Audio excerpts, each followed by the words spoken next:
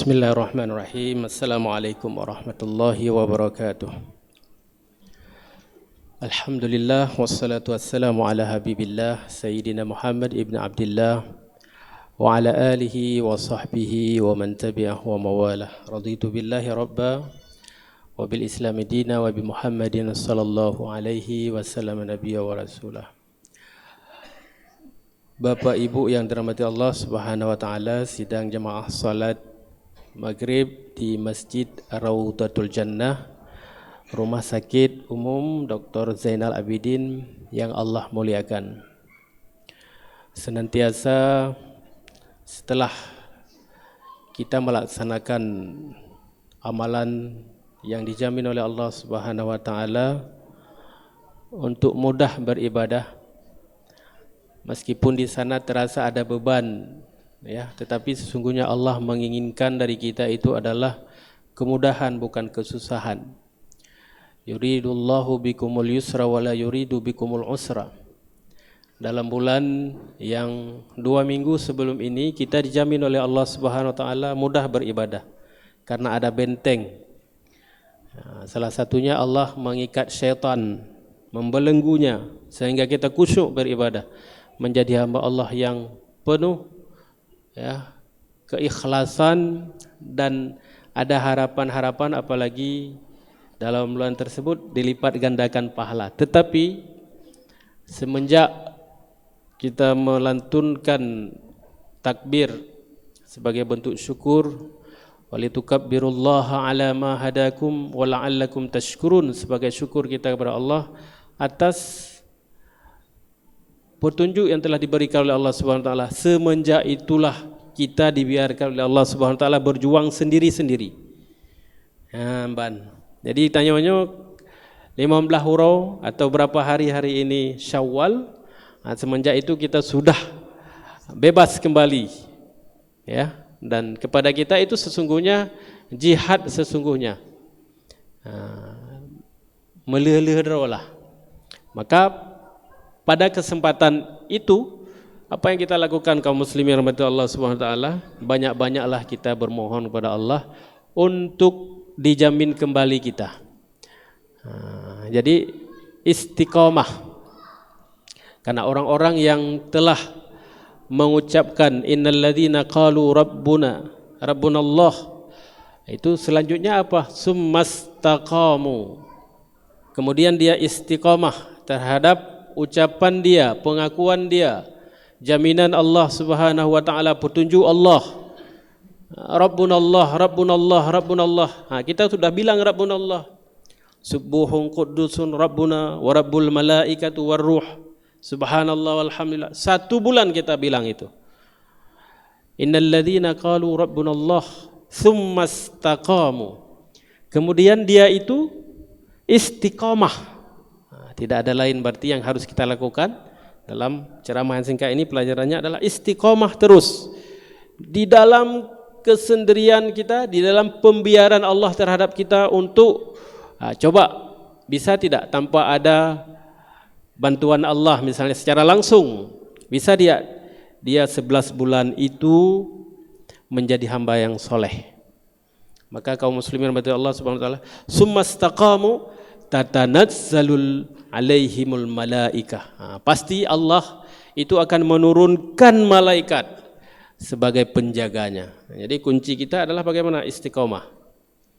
Jadi bukan hanya setelah Allahu Akbar kita kembali melakukan maksiat kepada Allah Subhanahu wa taala.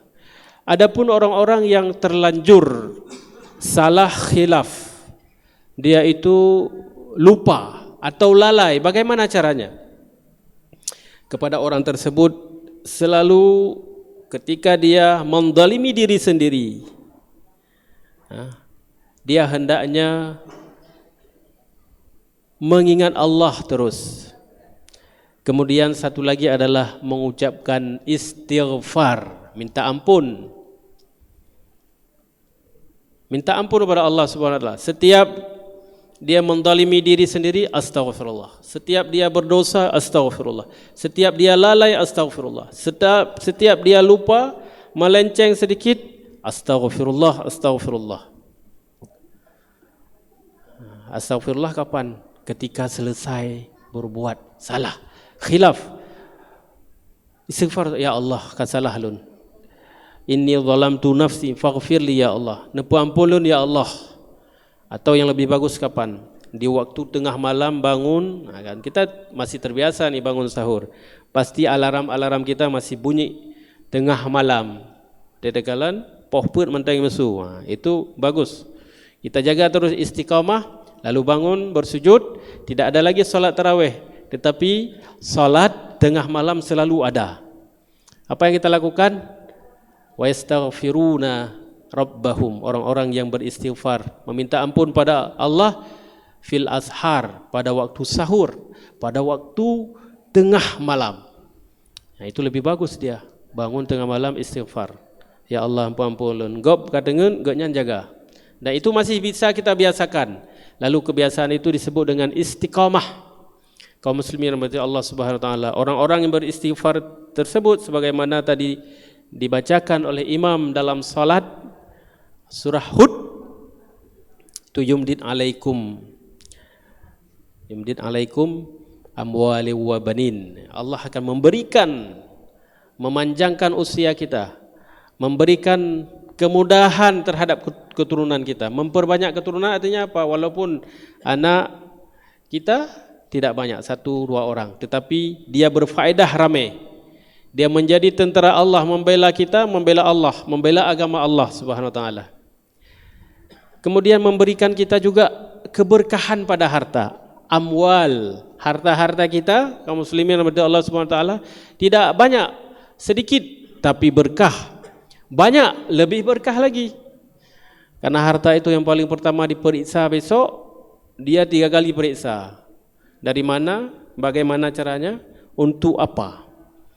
Jadi kita beristighfar pada Allah, meminta ampun kepada Allah, diberikan harta, lalu dengan harta tersebut bisa kita manfaatkan dengan baik.